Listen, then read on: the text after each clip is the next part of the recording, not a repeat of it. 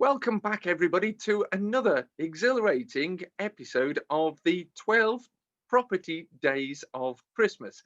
And we have managed to steal Jay Howard from the removal van because he's just in the process of moving house as we speak to actually share with us what he sees 2021 looking like. Now, just before we came on camera, Jay was reminding me about a little video where we video bombed Mr. Sajid Hussain last year on his Monday night at the Great Property Meet Christmas party. And we shared some predictions there. And Jay was just sharing how those predictions might or might not have gone quite to plan. Because 2020 was a year like no other, wasn't it, Jay? Absolutely. What do you think 2021 holds for property investors? I mean, that's a broad question for you there to start with. That's a very broad question and a lot of places to fall into, I think. I would like to say I'm an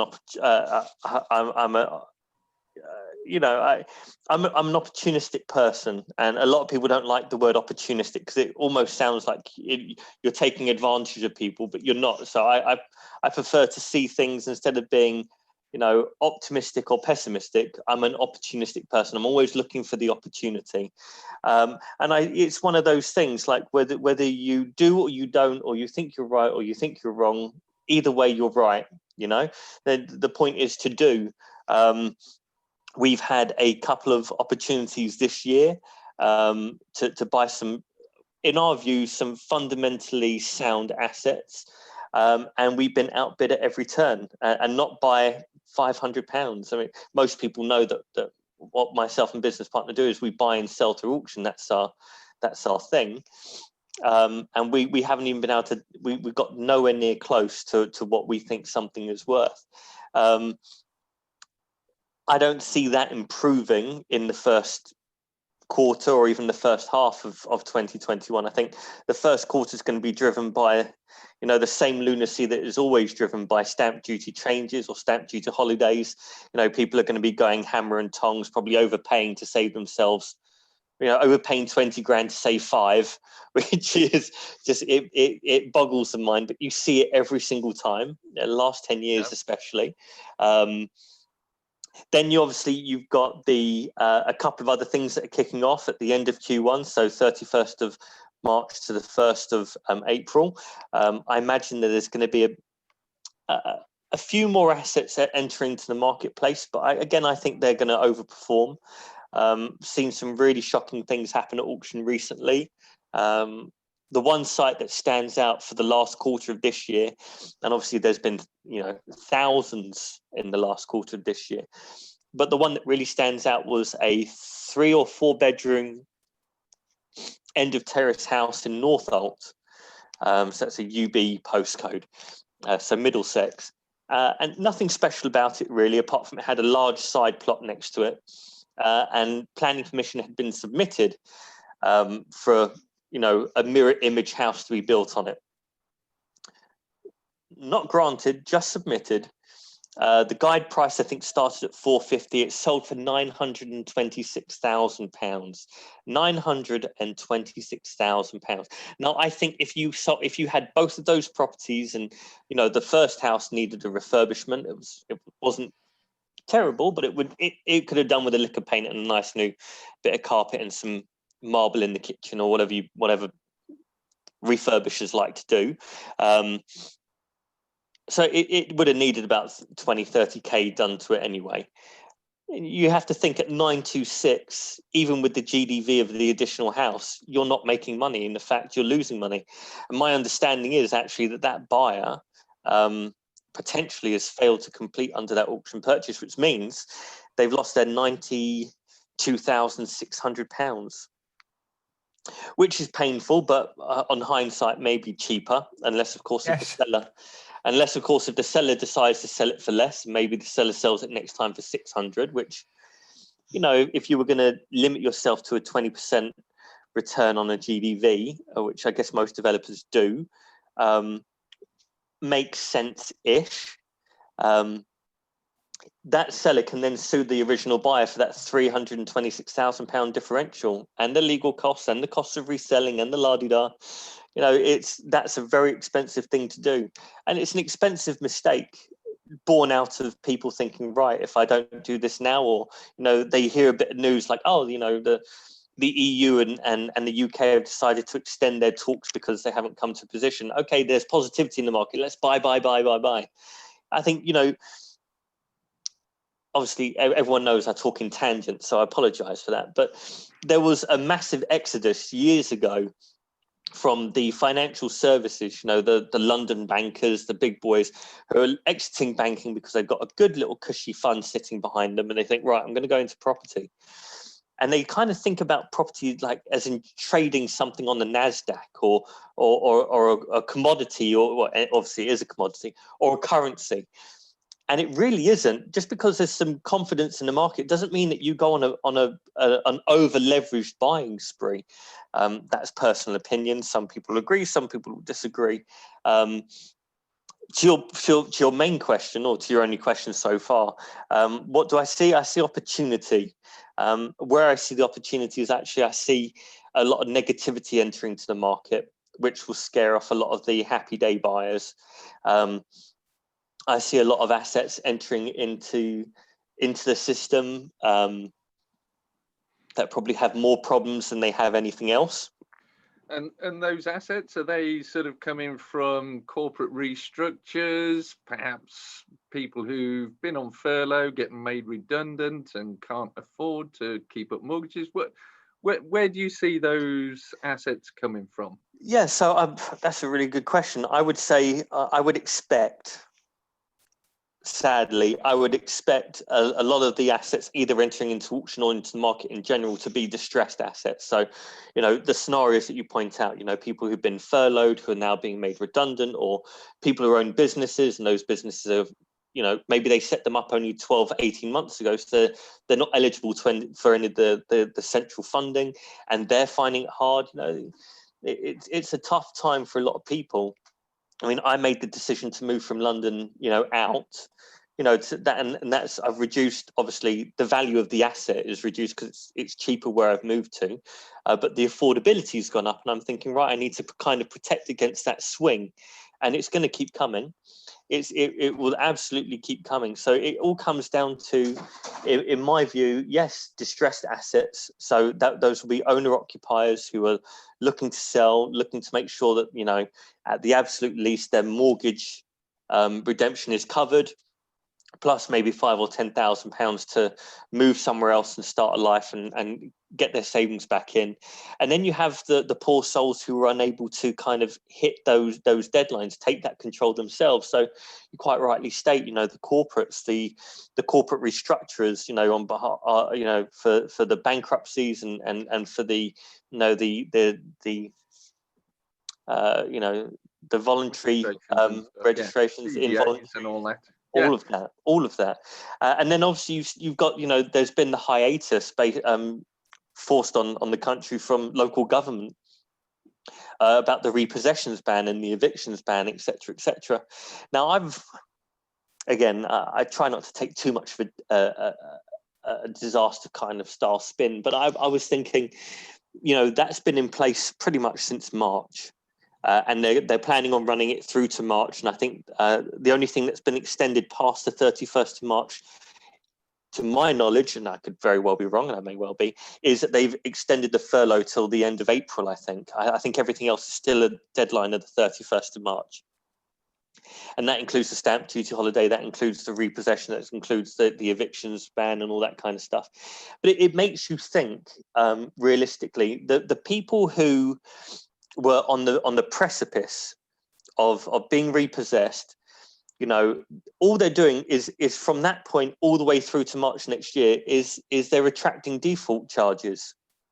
Yeah, you've not done them any favor. You're eating up any equity left in that building. If there's any equity left in there, if there's a price correction, I don't see a price correction for at least until Q4 next year, going into 2022. But that's a prediction that you could take with a piece of toilet paper and do whatever you want with it. It means absolutely nothing. If they helicopter in more money, it will be spread across that year evenly as well. So that's a nice little caveat. David and I did a video on property price crashing in 2021, which we'll drop a link up there. And I know a good friend of mine, Ranjan, did a video, and I'll drop that one up there, about how the property prices won't crash. So it's interesting when you look at that. It's interesting that you've also moved out of what would be classed as a tier 4 area into a tier 2 area. And I'm guessing that's so that Claudia and Abby can sort of have the stables that they've been hankering after. Oh God, you had to mention it, didn't you? Oh dear. Well, you know what? Obviously we put the offer in on this house once the flat had sold at auction, because practice what you preach. We sold our home at auction, achieved a reasonable price. I wouldn't say it was the market price or beating market price, but it was within 10%. So I think someone got away quite nicely there. And again, for us, it worked perfectly for us. It was nice and quick. Put the offer in on this house. At that point, there wasn't a tiered system. We'd literally just come out of lockdown 0.1 and we've gone into lockdown 0.2. Now there's a tiered system. It was 1 to 3. Now it's 4. By my next birthday, there'll be 436 different tiers. God knows what's going to come out of that. But that's only yes. Well, thanks, Andrew. Thanks. Always one for the charm. But the reality of the situation is we've gone from a 2-bedroom flat, which it's a lovely flat. It's in a nice northwest London postcode, and I grew up in that kind of northwest London area, and we're now moving to a 3-bedroom semi-detached house with a front and rear garden, with a garage. I don't know what I'm going to do with the garage, but I now have a garage to put stuff in. That's a very consumerist statement to make. Or capitalist rather. I've now got space. I have to fill it. That's a disgusting attitude, but it's a true one. But it's a home office for you. You go. But literally at the back of that is a really large park, and literally right next to where the house is, the little playground bit. So, we've moved to kind of just improve the quality of life, and I don't really need to be in northwest London. Since the beginning of this year, pretty much, I've been working from home. So, home can be anywhere. There's no real advantage to living in northwest London, in my opinion. So, we have family nearby where we're moving now. So it just made sense. And like I said, the price that we sold X for and the price which what we paid Y for, that's a bit of a steep, differential. Obviously the monthly mortgage payments are going to be X amount less, so it creates that affordability, and it's problem solving before there's a problem, because I do the consultancy with myself and Piotr. We run a buyers club, we're doing our own deals, we're doing this, that and the other, but I'm still employed. I do 3 days a week. I do business development for a national auctioneer branding. So, if one or two of those things fall, I'm a big fan of the 7 streams of income, if I can create that. It's a rather tacky old approach, but, it makes sense to me in my mind. And I think you kind of have to go with what makes sense and what works for you. So, yeah, no horse stables yet, but I think this next house is going to be home for 5 to 7 years. Now, and then, go on, David. Jay, is if everybody, even people not in the property world, are thinking along similar lines to you, perhaps in the past that would have been a one-way journey, wouldn't it? And with property prices rising differently, but perhaps these new areas, the further we get away from the cities, the more the prices are going to rise, and perhaps in the cities prices are going to stagnate, or heaven forbid, maybe sort of readjust somewhat. Well, I mean, I'm moving out of London, but at the same time, I would still very happily invest in London. And I think you're quite right. There's been quite a bit of news talking about, people moving out to commuter belts or commuter towns, get into London within an hour and a half. Those places are going to increase in value. And I think where I've bought is literally just outside of that hour by train and hour and a half, I guess, by car. But it's a beautiful part of the world, and why not? But I think the point that I'm thinking here is, if there is a market correction in London, and maybe, you know, the way that this crisis, in terms of Brexit, in terms of COVID, in terms of 500 other things that you can fit into 1 year that would normally fit into a decade, you know, there should be a price correction, but I don't believe there'll be a market fall. Maybe a stagnation. Maybe. I think certain assets absolutely are going to struggle. You know, I've been watching the auctions closely for 18 years, and this last year has highlighted some very, very strange, very unexpected patterns that I wouldn't expect to see. Like, you're looking at some of these, we discount them because it's not adventurous enough for us, or there's not enough problems to solve, and there's too much competition for a 3-bedroom, you know, probate that's being sold. You know, you move in there, you spend 40 grand and put it in with an estate agent 3 months later, and all of a sudden, you know, you're making 80, 100, 150,000 pounds, whatever the price is, whatever the margin is.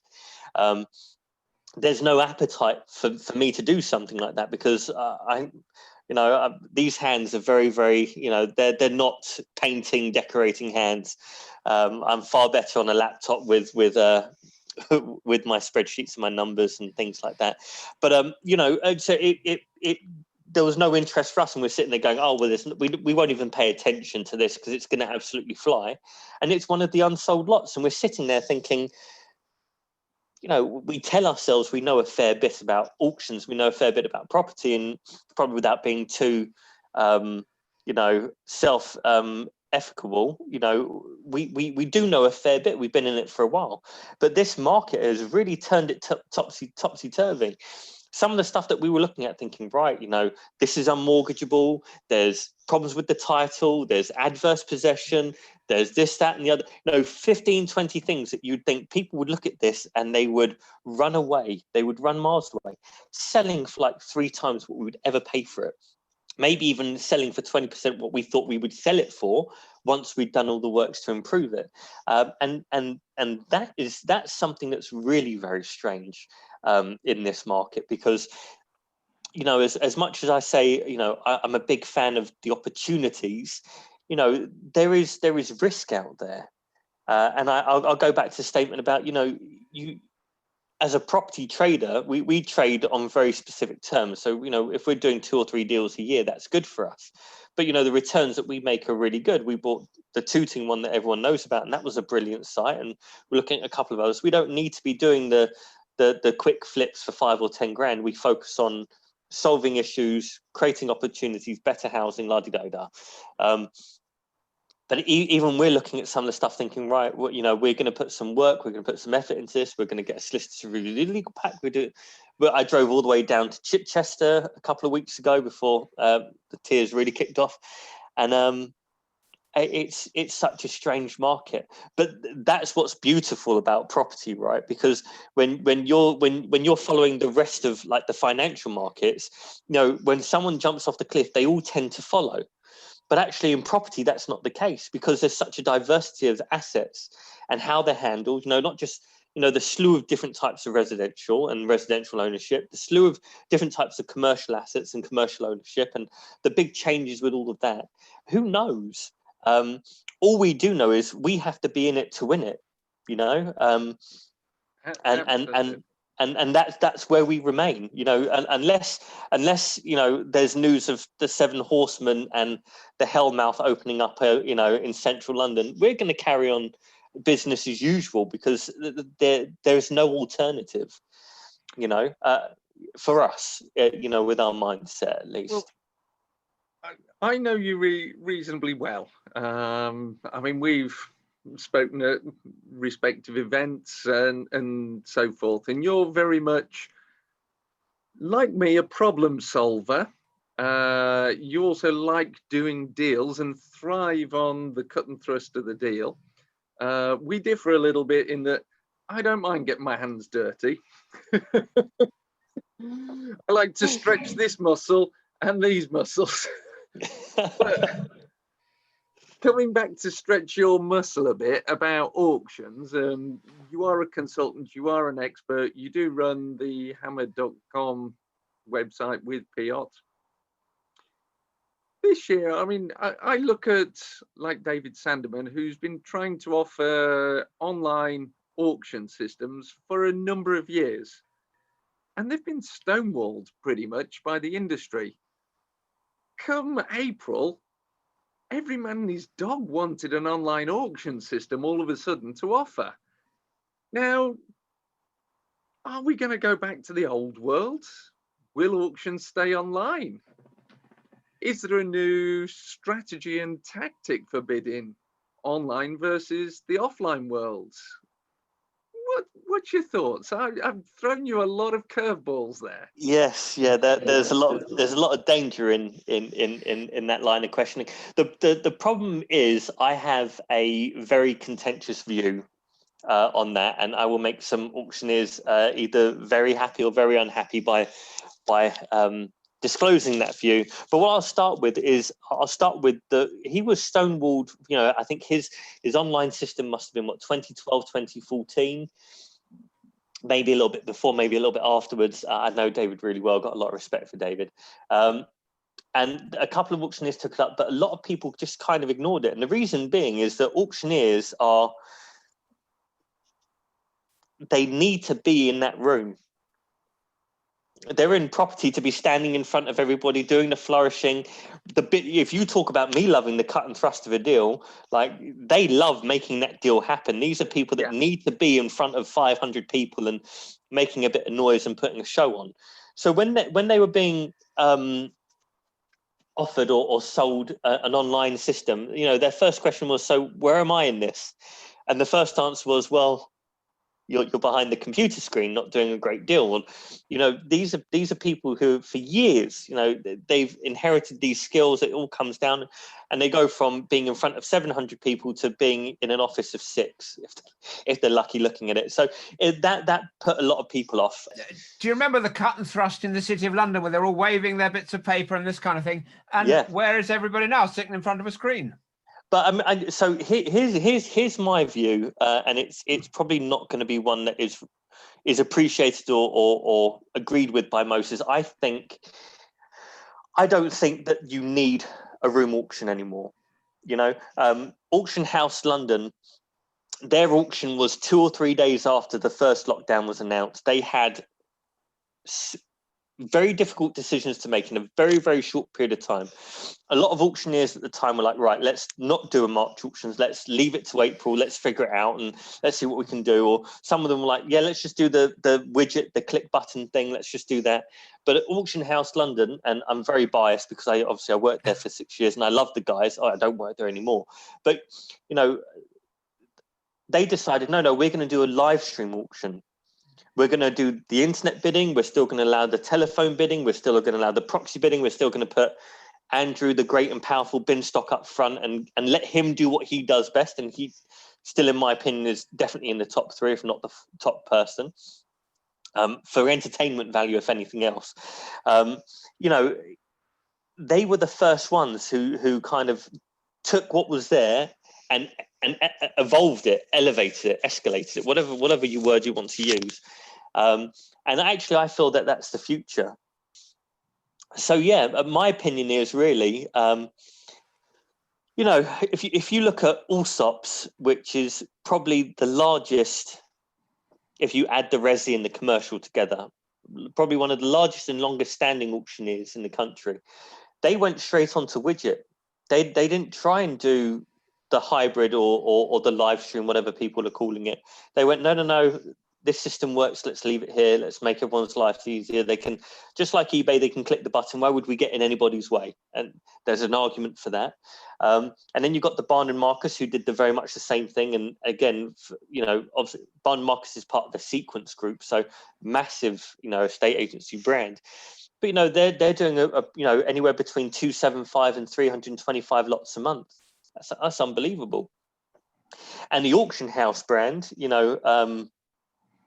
similar figures, but across the country. But what it comes down to is actually what we're seeing is that in the first lockdown, so many estate agents went to the wall and crashed and burned for it. There was a really, an agency that I had bought from previously in Essex. I'd brought a couple of bits in Essex, and I thought they were really good operators. And for me, I try not to be too judgmental, but finding a good estate agent is like finding a diamond ring in a bag of popcorn. It doesn't happen.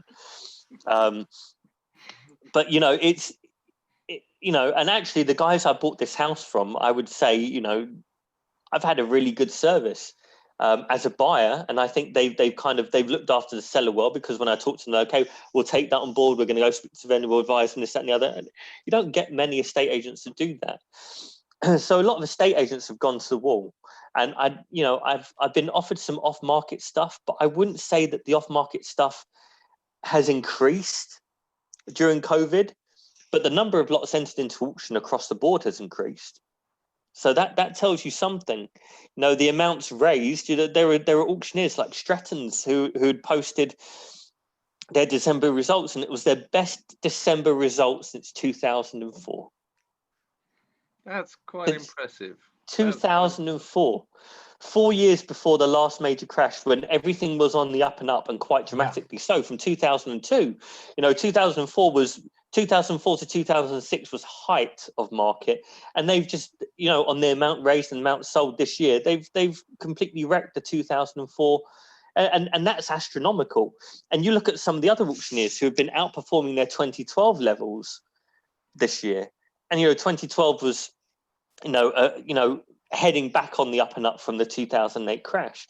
And if people are outpacing that, which obviously then outpaces 2016, which was obviously the real height of the market in the teens, before 18 turned up. And it's a lot to factor in, really, but actually it's a really very buoyant market, and it really shouldn't be. What we're saying is online auctions look like they're going to be here to stay, but different people will adopt different models, and it seems that buyers are becoming click happy, shall we say, and perhaps clicking one more time than they would if they were in the room, perhaps. Well, I mean, we're creatures of comfort, and we're creatures of convenience. Yeah, we're also creatures of habit. So if you've been going to the auctions but you can't go to auctions, you still want to be part of the auction. So you're going to go in whichever guise is going to get you there, right? But when you realise, I'm in the comfort of my own, well, this is not my own home, I'm staying with a friend. We're in the comfort of our own home, and all I have to do is push the enter button. Oh, okay, that's £1,000. I'll go an extra 250. What's the worst? And it's so easy. But the comfortability of it means that people who would be too scared of going to auction when it was in a live room with 500 people and professionals, and it becomes a daunting thing. It's not really like that, but it becomes a daunting thing. Now can pick up the phone, do it on the phone as they would have done previously, or they can just, as long as they've got a reliable internet connection, just click enter, and they're taking part, they're bidding, they're winning, they're doing. So and when you would see, I guess, 700, well, depending on the size of your auction, if you're regional, anywhere between 50 to 200-300. In a London room, you'd be expecting 400 to 700 people, throughout the course of the day.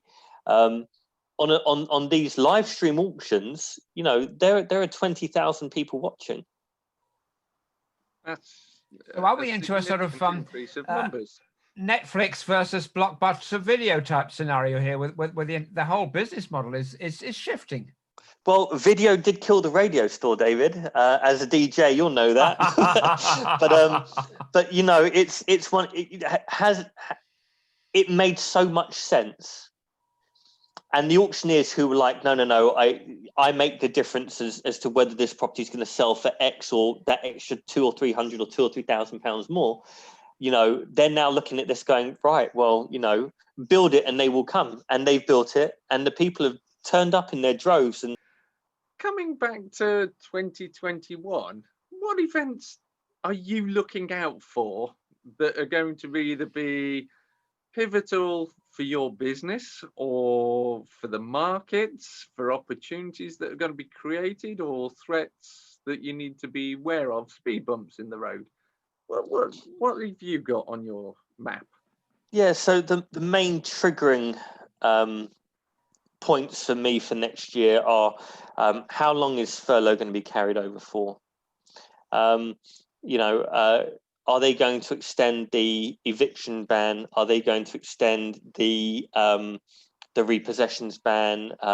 Those are they're set to take place, within a very short proximity of each other as we speak on today's date. But God knows where that ends up, and that's important for several reasons. How many landlords are either not getting enough, all of their money or all of their rent, and how many of those properties are they now speaking to their banks, going, well, look, you can't repossess, but I can't get rid of the person and get someone new in. You created a stalemated situation. So as a residential landlord, I do not envy the position. I understand that the number of people not paying in residential is actually dramatically less than what we first thought, but still there's going to be fallout there, and it's going to cause damage probably to certainly to people's credit ratings or lendability in the future. It's outside of their control. The other side of it, for me, really is I really do want to see next year, really who's still going to be in power, or who's still going to be in the cabinet or in the closet or whatever they want to call it. I'm sure for some of them it is a closet, but in the cabinet, who's going to be there? Because Bojo is very much a career politician, but positioned himself quite adeptly and rather in a traditional political kind of way, underhanded way, got himself into the primacy here. But he, in my view, he's lacked a fair bit of he's lacked that ability to make a decision and stand by that decision. He's kind of you never know what goes on behind closed doors, and number 10 is normally a fairly closed door, but you'd imagine he's been given advice, and we're hearing this all the time, over and over again. We knew about this a week ago, why don't we take action then? There's no decisive leadership at the moment. I think that's probably a better statement to make. In my view, there's no decisive leadership. And, I was going to say, there's nothing wrong with changing one's mind. Oh, I'm going to buy that property, and then you discover something and you change your mind. And it's the same in politics.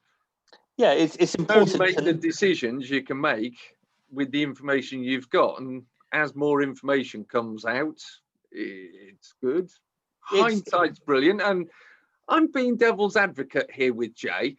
Why don't you do it and drop some comments below? Because Jay will jump on and certainly give you his 5 penneth worth on your view.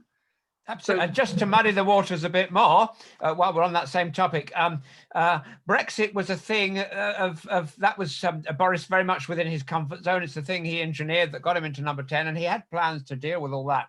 And then this thing came along, and it was, I think that would have been outside anybody's comfort zone. And it was a really different thing, because it was, as Andrew said, a very fast changing landscape, which changes almost on a weekly basis. Yes, indeed. But I mean, the thing that I guess that I'm looking at is it's politics at the end of the day, which means, that song, The Name Game, the name game. This is the blame game. How can we blame the previous incumbent or the next incumbent? Because Boris Johnson's got a really good out. He'll just talk about how ineffective he feels Theresa May was, and actually there was a large portion of the population that completely agreed with him. That's how he ended up where he is now. I think she was given a rather someone lit a turd on fire in her doorstep, and she had to stamp it out. And at the end of it, she just got covered in feces. It was not a good look. And at the same time, I think she was suffering from not a Napoleon complex, but a Thatcher complex. She was the second female prime. And I think that there was a lot of expectation for her to be this kind of austere, stern, calculated, very decisive, very kind of imposing person. And I don't think that was her nature. as Home Secretary, obviously she made a fair few blunders, but we're all human. I think she was given a real raw end of the deal. She was never ever going to walk out that nicely. The smartest politician we've had in recent years was Cameron, who learned how to duck, dodge, dip, duck and dive out of the situation as quickly as possible. I made a rather loose comment. A friend of mine likes to talk about politics, and he's a lawyer. He's a very, very intelligent person. And I said, well, the last decisive leadership we had in this country, whether you like him or not, and I mentioned that I was a not, was Tony Blair. Whether you agree with his policies or, the education. Yeah, education improved. Okay, we entered into a war or two, but when doesn't that happen? It's been about 3,000 years since there hasn't been a war kicking off at one point on planet Earth. So why not stick our 2p in? But, he wasn't a traditional politician. He kind of came out and said, we're going to do this. This is why we're going to do this. And when it changed quickly. But at least they told you you were up to date. There was a little bit more decisiveness in the leadership. Again, I find the person deplorable, but we're talking about the office rather than the person. And the person who comes up after Boris, I imagine, a lot of people will be sick of conservatism since they've been running the show since Cameron, May, Johnson. No, maybe it's time to give Labour a chance again to bankrupt the country, and they'll be more than entitled to. But thank God it wasn't. Hello on that one, if you agree with Jay or not. It's really going places now, isn't it? But that's one of the things. People always like, oh, we have to suffer through conservatism. Well, yes, you do, because they bring in austerity to kind of recover all of the red tape spending that the liberal left like to do. There's 5 people doing the one job, which is why the company keeps going bankrupt. Then we end up with 8 to 12 years of conservatism. Then everything's, oh, good, the world's great again. Now we don't need these horrible people who are, taking the milk from school children. We'll bring back Labour in again. In 4 years, we're bankrupt again. So, it depends on. Sounding very like Croydon Council, and over the weekend, Nottingham Council, which is the council that has raised more money off landlords for licensing, yet issued less than a couple of hundred licenses, is on the verge of a Section 104, a bankruptcy for the council. Yeah, and again, that's because they've gone out and invested in corporate things. They actually own their own energy company, which is going bust. Is that the job of a council? Well, they do say, don't they, that a week is a long time in politics. And here's a thing I'd like to drop into the conversation. Now, has it occurred to you guys that when the government is running a deficit, who's running a surplus? Is it we the people? Oh God, the we the people. When was we the last time we had the vaguest chance of running a surplus was when we gave all of that money to the failing banks in 2008, only for the government to go and screw that up again in 2015. So when they started selling the shares back at a discount. Yeah, and there's something wrong with that, right? That's got to rub in one way or another. It's almost akin to Gordon Brown selling off our gold reserves at the cheapest that gold has been sold in 30 years. But that's all judgment. The truth of the matter is, if I could do their job, would I do their job? Hell no, I wouldn't do their job. I'm certainly not qualified enough to do the job. Am I really good at moaning and complaining about things like this? Absolutely. Yeah, but I understand the dichotomy of that, right? I understand that those are two opposing situations, but and there are people that look at what I do and will comment, and whether they like it or they don't like it, they could choose to be me or they could choose not to be me. And the truth is, we only see, in the same way our brains can only capacitate 10% use. We probably only see 10% of what goes on in politics. 5. Or 5 even, and you have to be content with that, because if we knew everything, we wouldn't do anything. But it won't stop the conspiracy theorists, of course. But life, there you go. Absolutely. So, Jay, what would be the highlights for you for 2021? Will it be residential? Will it be commercial? Will it be development? Will it be something else? what do you think? I mean, if you were giving somebody the benefit of your massive years of wisdom in property and your experience and the network that you discuss with, what would you be telling them? I would be telling them that unless you are detail orientated and organized beyond the nth degree, do not touch a development. Do not touch it with someone else's barge pole. Stay very, very far away, because there is so much changing in a short period of time that, you know, the developmental life cycle from, you know, acquisition to selling off the units is, no, you're lucky if it's 12 months, but reality, you know, is 18 to 24, and God knows what 24 months from now looks like. You know, David here is a big fan. I've got a lot of respect for David in terms of it, not just the property cycles, but the cycles in general. And you know, if you follow the cycles, you know, 2023, 2024 is the next big financial crash. You know, if you follow those cycles, that's what's coming up. So property may recover in 23, but then you have to worry about trying to get a mortgage because all the financial institutions have tightened their belts, which is why I say you do now while you can do, because waiting for the sunnier horizons or the greener grass, it's the, you know, you make hay while the sun shines, and if it's shining now, make it. It's for me, I would stay away from development. Just because, and I say that very, very practically based on my complete lack of developmental experience, but I say that purely based on my complete lack of developmental experience. For me, it's too risky, and I like to manage and I like to mitigate my risk as much as possible. Residential is a solid investment type. Would I be an HMO landlord? Would I do rent to rent? Would I do anything like that? I absolutely would not.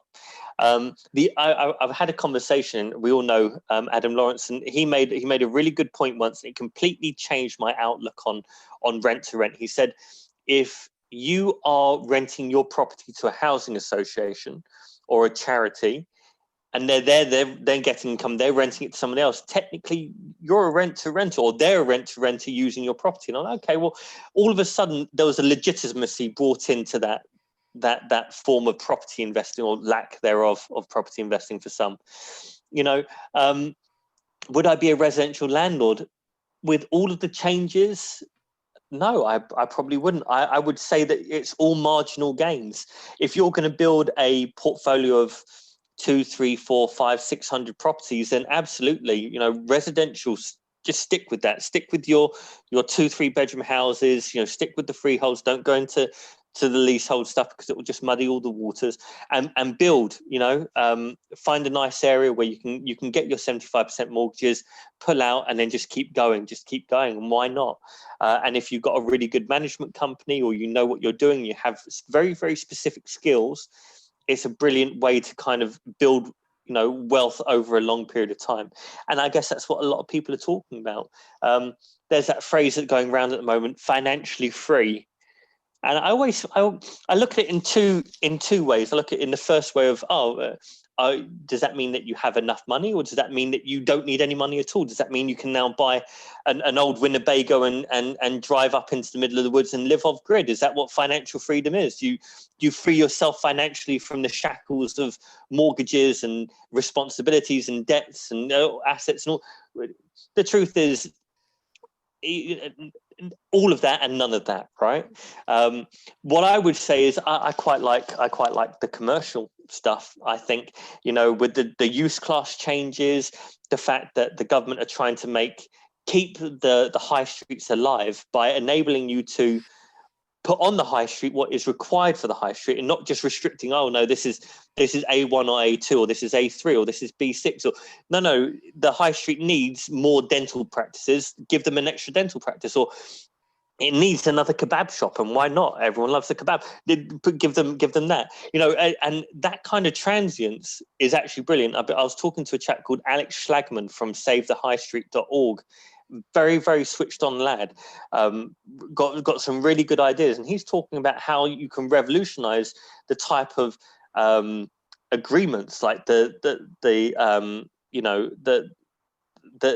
licenses that you're giving out, and the leases that you're taking on. He was talking about a turnover lease, which obviously, if the tenant is doing well, the landlord does well. If the tenant isn't doing well, the landlord doesn't do so well. But you don't get the vacancies. Voids are poison to investors, I guess. So, there are some very interesting things that are coming out at the moment. So it'll be really very interesting to see how that plays out. But I'm looking at commercial. If it's got a small residential element, I will dip my toe, but I'll try not to poison myself with it. I've looked at a couple of conversion-y, like small semi-developmental stuff. I think when I talk about developments, I'm talking, grassroots up. I personally don't consider conversions development, but that's my train of thought. That's not fact or reality. That's just how I perceive different levels of complexity and investment. I'll look at conversions, and I'll do things like that. And I think, there are enough opportunities out there for that type of stuff where you can do well. And this is a very, very biased opinion. I'm scared of doing developments. That's out there. I've said that 1,000,000,001 times.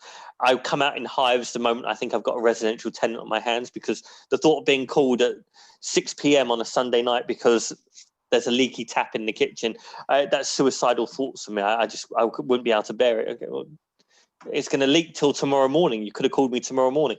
And I stick with the commercial stuff more probably because I understand it better. That's the majority of my experience. So that's what I would recommend, but that's based on my skills, my knowledge, my expertise, and my skill set, really. And I always recommend to people, there are some really good strategies out there like HMOs and things like that, and you multiply your income, etc., etc. But if your skills aren't based around compliance and being very, very good with people and being able to manage then do not, under any circumstances, do an HMO. It's suicide.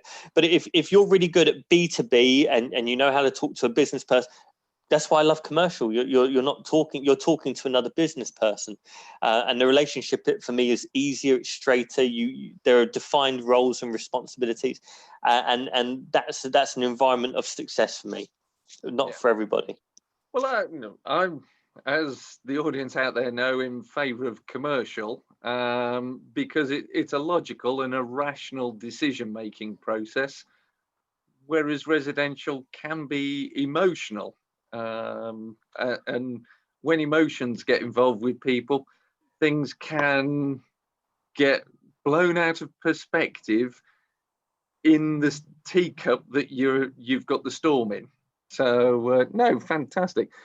Jay, any parting pearls of wisdom before we let this audience go and we let you dash off to finish that removal van and get into that new house? Yes. To be honest, you're going to need some resilience. Your property. People always talk about it's a great way to build wealth and financial freedom, all that crap, and maybe it is. I've been doing it for 18 years. Maybe I'm unsuccessful, but I wouldn't consider myself financially free. Maybe it's because I've spent a lot of that money in my youth. But you're going to need some resilience, because it is certainly nowhere near the darkest before the dawn. I would expect a lot more upset and a lot more curveballs to come out. And if you're midway through a deal and it starts to fall to pieces because the government's come out with something, or there's another COVID, or Brexit falls to pieces and we go on who rules, and you're going to need to be resilient, and you need a network for that. Whether it's a formulated network like the Great Property Meet, which is beautiful, like a PIN or a PPN or a PIP or whatever network it is. If you're not part of one of those, join networking groups on Facebook. Have a place where you can go and talk about things, because without that, it is going to be a real struggle. The other thing is, whether you're dealing with your money or someone else's money, the responsibility levels are astronomically high, and a lot of people do understand this and do respect this, but it is not okay to take someone's money and then leave that person high and dry. And we're seeing so much of it. So many of these big property, Facebook celebrity property people have, have just dropped everything and run and left people in some real trouble. So if you're out there and you're doing property and you're using your own money, fine, be accountable to your own money. But if you take a penny from another person, you need to be a guardian of that person's money. The responsibility is so much higher. And that's what I would say. And, this is not to call people a fool, but the old adage that a fool and their money are easily parted. You can be manipulated into being a fool into a situation. You can go and do unnecessary property training, or you can buy a bad deal because someone told you it's good and you didn't do your due diligence, and do your due diligence on the deal, on the person that gave it to you, on the area. Just do everything, because that's what it needs. That was probably more than one piece of information, but that's kind of what comes off the top of my head instantly. I totally agree with you, Jane. I think if you're using somebody else's money, you should treat it with even more respect than if it was your own, not regard it as just, easy come, easy go. Yeah, absolutely. There's, you couldn't do that with a bank's money. So what makes you think you can do it with someone else's, an individual's money? There are some things that have come out in the wash in the last 3 months, which have really kind of angered me to an unreasonable point. Try and remain as reasonable as possible, but also, there are some real sharks out there in the water, and I talk about this a lot, when I was doing daily Facebook lives and things like that. But the reality of the situation is that the sharks aren't just property sharks; there are sharks in every walk of life. And this isn't a dig on a specific shark or any specific sharks out there, but be very, very careful. Be very, very careful. And you'll need to be, because when things start getting darker, these sharks, they will smell the blood quicker than anybody else, and they will come hunting. And if you're not wary of them, you will be bitten, and you can avoid that. You really can. So to summarize up a couple of the key points that you've come in with there: manage and mitigate your risk, undertake significant due diligence. Don't just take stuff on face value or as trust somebody. Actually double check it yourself, because people do make mistakes and it might be a genuine mistake. And beware of people in grey, shark looking like, because they will certainly smell your blood and take your cash. So Jay, fantastic. David, once again, another brilliant interview. And in the meantime, maybe we'll see you in 12 weeks' time for a look at the new, obviously at your new abode and your views on the market in the meantime.